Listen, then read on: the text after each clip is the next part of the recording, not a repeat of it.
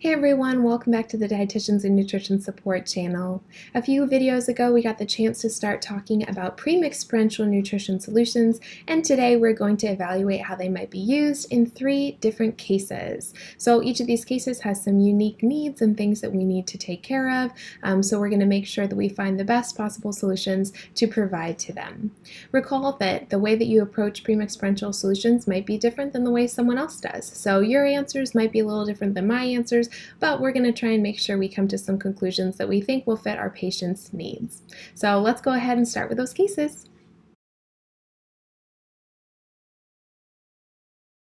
You can see our setup here for the next 3 cases is going to have all of our premixed solutions and lipids written on the right-hand side of the screen for us to choose from, and then all of our patient information on the left-hand side of the screen.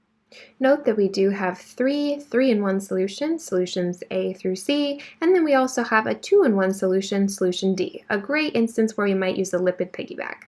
So you can see our first patient today is named Miss S. Miss S is a 45-year-old female. Miss S is here with us today for a primary diagnosis of a gastric perforation. She recently underwent a Graham's patch repair, and then her surgeon requested for her to be NPO for at least 7 days post-op until they can repeat an upper GI study. We also are seeing that she's experiencing malnutrition. We've noticed that she has muscle mass loss, subcutaneous fat loss, a self-reported PO intake that's below 25% for 6 days, as well as unintentional weight loss of 6% of her body weight since she last visited us 1 month ago. We have some general information for Miss S here today. 70 inches tall, previous weight of 144 pounds, and current weight at 135 pounds, so that's that 6% body weight loss, putting her currently at a BMI of 19.4. Checking out our labs for this malnourished patient, we're seeing low values in the potassium, the magnesium, the phosphorus, and then a normal triglyceride value. Now, hopefully we're both on the same page here, knowing that we have a malnourished patient, and we're also seeing very low levels in our relevant labs of potassium, magnesium, and phosphorus, noting that our patient is probably a pretty high risk for refeeding syndrome. So we're going to take that into account today as we provide her recommendations.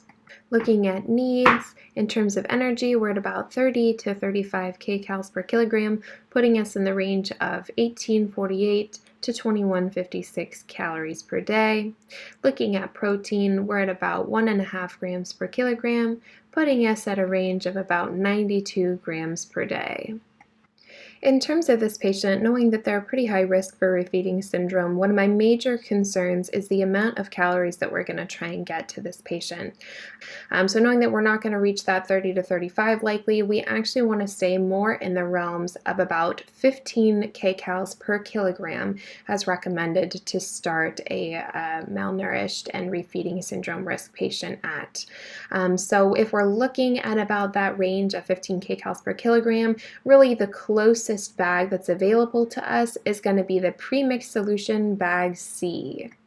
Within bag C, we are going to be providing about 17 kcals per kilogram to this patient at 1018 total calories. We have all 3 macronutrients provided in this bag, and we will also see provisions of potassium, magnesium, and phosphate, just like we need to be able to provide to our patient based on their low values there in their relevant labs. In addition to bag C alone, we'll also be adding multivitamin, additional potassium, additional phosphorus, and additional magnesium to this bag because, again, we have a patient at high risk for refeeding syndrome and they already have low levels of all of those labs. We'll also be adding additional thiamine for this patient, as patients with refeeding syndrome can typically benefit from having additional thiamine. Obviously, we know that thiamine is an important part of the metabolism cycle through the Krebs cycle and such, so you need it to be able to convert all of the food that you consume into energy. So making sure that this patient has enough will be helpful for them to combat both their refeeding syndrome and their malnutrition.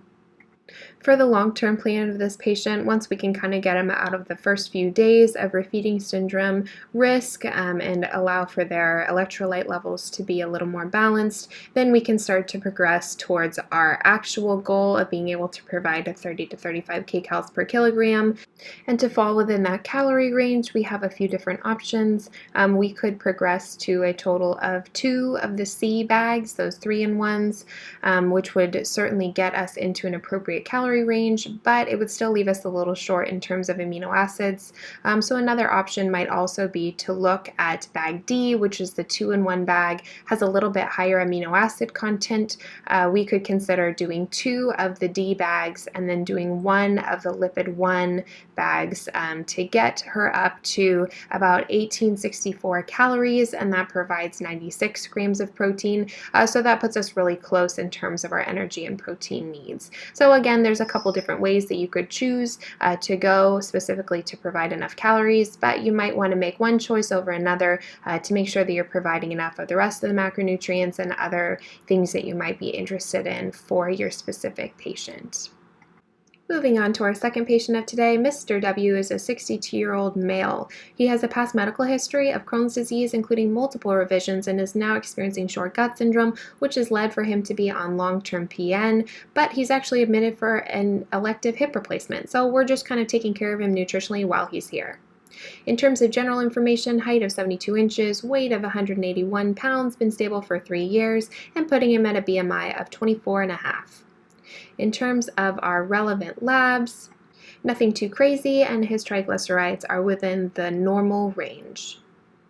And as we've already noted, he is on a Parenteral Nutrition custom bag at home, which provides to him 270 grams of dextrose, 100 grams of amino acid, 80 grams of lipid, and 2,280 total calories. As this patient has previously been on parenteral nutrition for the long term and they're pretty steady on their custom at-home parenteral nutrition prescription, we're really just looking for a premixed combination that's going to help this patient get pretty close to their home custom bag. So nothing too crazy going on here in terms of needing to get someone to start parenteral nutrition or change their parenteral nutrition. We're just really trying to meet them where they're at. Now, if we're considering the total amount of calories we're trying to provide to this patient at about 2280 based on their at-home prescription, we can note that even our highest 3-in-1 bag is only providing 1688, so that's not going to be enough to meet even just the calorie needs alone. Now, while meeting calories might be a little on the low side from each of these bags, we're still certainly providing enough lipid to this patient. Seeing that this patient only needs about 80 grams of lipid, and comparing what we have in our current bags that are available to us, we're seeing pretty high quantities here. Seeing 85 grams, 67 grams, 50 grams, none in our 2-in-1, and then many grams available in the lipid versions, L1 with 50 grams, L2 with 100 grams, and L3 with 200 grams. Knowing that I have a pretty normal triglyceride value here that's pretty steady with the 80 grams of lipid provided, I'm probably going to use a combination of bags that does not include lipids in both of the bags, because that'll probably lead us to going a little bit too high over what we are aiming for. So this led me to start looking at combinations of the 3-in-1 bags and the 2-in-1 bags. Knowing that I'm not going to want to add 2 bags together that have lipid, I know that I'm going to include bag D, and then I need to look at the number of total calories from bags A through C. Our best matchup is probably going to be a combination here of bag A and bag D. Looking at the combination of bags A and D, it'll put us at a total number of 2370 in terms of kcals. So if we combine both bags A and D, in addition to our 2370 on calories, we're also going to be receiving dextrose at about 320 grams total. For our amino acids, we'll be providing 108 grams.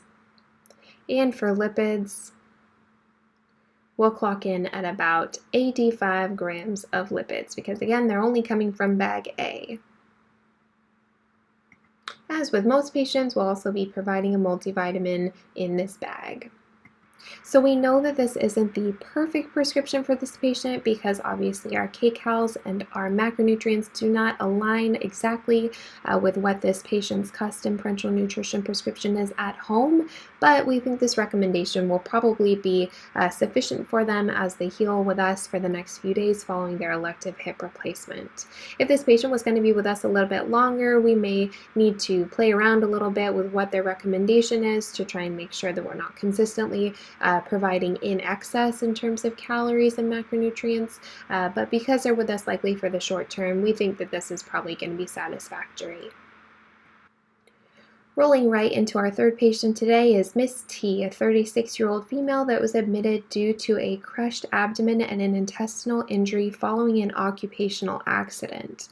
So from what we can tell, Miss T has no outward signs of malnutrition at this point, but she is intubated and sedated following her occupational accident, meaning that she will be requiring TPN.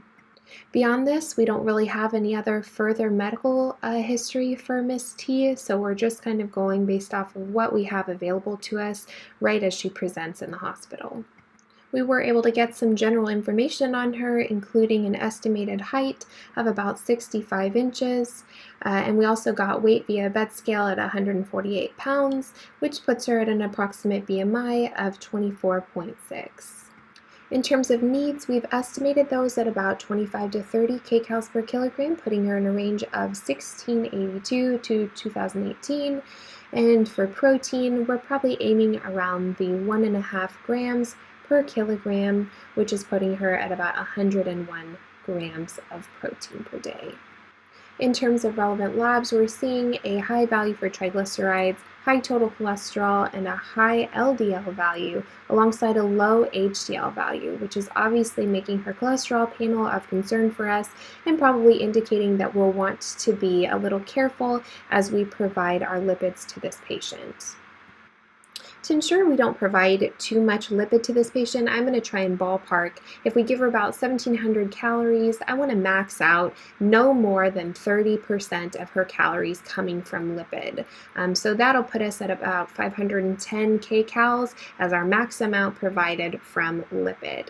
And now if you remember that there are 10 kcals per gram of lipid for infused parenteral nutrition lipid as opposed to 9 kcals per gram from consumable lipids, that's going to leave us at about 51 grams of lipid as our maximum that we want to provide to this patient. So now if we're considering that we need to be limited about 510 calories or 51 grams of lipid provided in our solutions, you can see that we have a lot provided in the available bags. 85 grams in bag A, 67 grams in bag B, and 50 grams available in bag C, with our lowest lipid providing 50 grams and 500 calories from lipid alone. Knowing that we want to maintain something underneath of this realm of the 510 calories or 51 grams, this is going to limit us a little bit on which bags we're able to select for our patient because of course they do just have quite a bit of lipid, particularly in bags A and B, and lipid bags L2 and L3, far more than our patient is going to require. There's really two primary options that we have available for this patient to try and maintain appropriate lipids, and that's really using some combination of bag C and bag lipid 1 in combination with bag D. So if we first consider our maybe first initial option is a combination of bag C and bag D, we'll note that we're providing obviously dextrose and amino acids and maintaining that 50 grams of lipid. Our second option here is actually to look at bag D and provide 2 of bag D, knowing that we're giving no lipids in bag D, also providing 1 of bag L1 lipids. So that would, of course, be double the amount of macronutrients provided in bag D, and then providing those 50 grams of lipid through bag L1. Now, when comparing these formulas, I needed to make some smart decisions of what I was providing, knowing that for bag C and bag D together, I'd be providing 1,700 kcals, 154 grams of dextrose, about 84 grams of amino acid, and 50 grams of lipid. And for my second option of 2 times bag D and 1 of bag L1, that would provide me a total of 1864 on kcals, 288 grams of dextrose, 96 grams of amino acid, and of course 50 grams of lipid.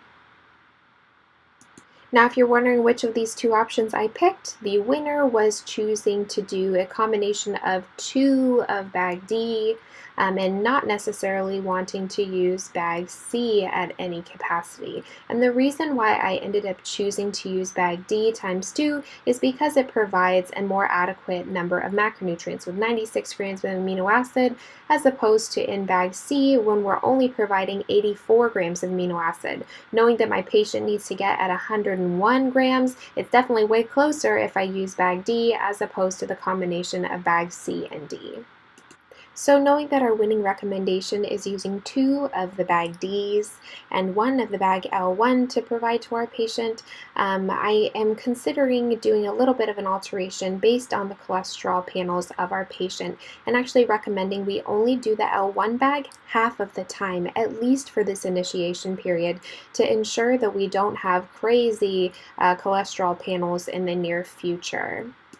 So with our selection of using 2 of the bag Ds and 1 of the bag L1 half of the time, it puts us in an average daily kcals of 1614 per day.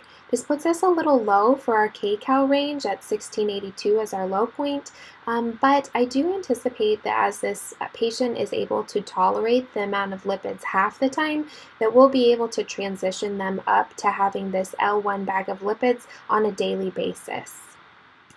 So hopefully this is really just a trial period with the L1 being half the time, and watching closely on that cholesterol panel to make sure nothing crazy is happening.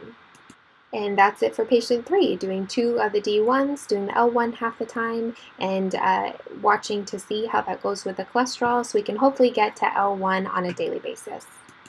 So hopefully that was a helpful walkthrough to see 3 different types of patients and some different combinations of premixed parenteral nutrition solutions that we might use to help best meet their needs.